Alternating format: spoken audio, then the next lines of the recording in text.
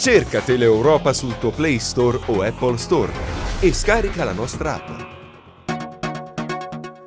Un altro incendio nell'accampamento di San Ferdinando. Fortunatamente non ci sono state vittime, ma la situazione dei migranti, dice il sindaco Tripodi, resta drammatica. Serve la nuova struttura, regole e controlli. Sentiamo Gianluca Pasqua.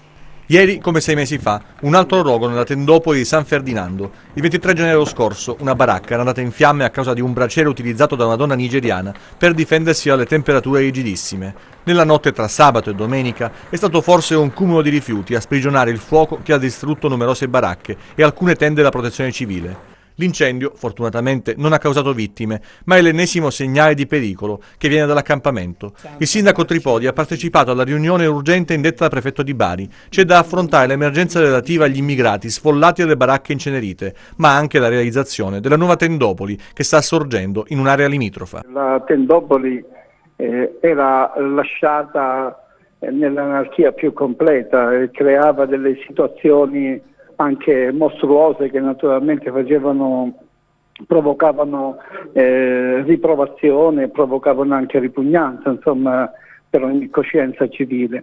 Per cui abbiamo in quella circostanza, 6 mesi, nel mese di novembre, quando ci siamo insediati, abbiamo subito definito un progetto che potesse porre fine a questo tipo di gestione anarchica e introdurre invece un nuovo corso con l'apertura di una nuova tendopoli che però fosse un campo sorvegliato e gestito e governato secondo nuove regole che potesse restituire dignità, potesse restituire decoro anche alla convivenza civile. Il primo cittadino non si stupisce neanche dell'accoglienza riservata ai migranti e ai vigili del fuoco, inizialmente respinti. È la spia di una esasperazione che esiste e che dura ormai da molti anni, per cui nel momento in cui si vedono c'è anche un lieve ritardo, oppure si vedono i simboli della istituzione,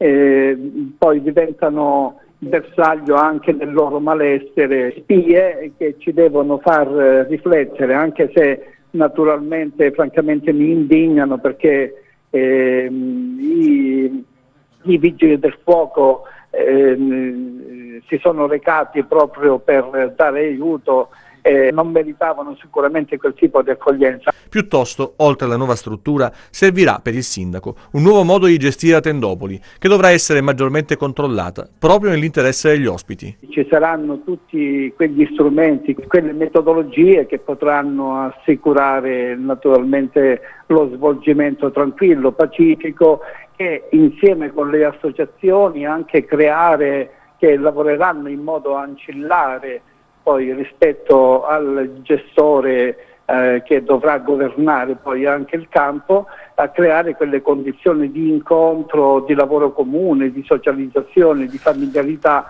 che consentano poi di poter creare se non un'autentica integrazione, ma almeno una vicinanza più tranquilla e più serena con la comunità di San Ferdinando e con quella dei paesi vicini.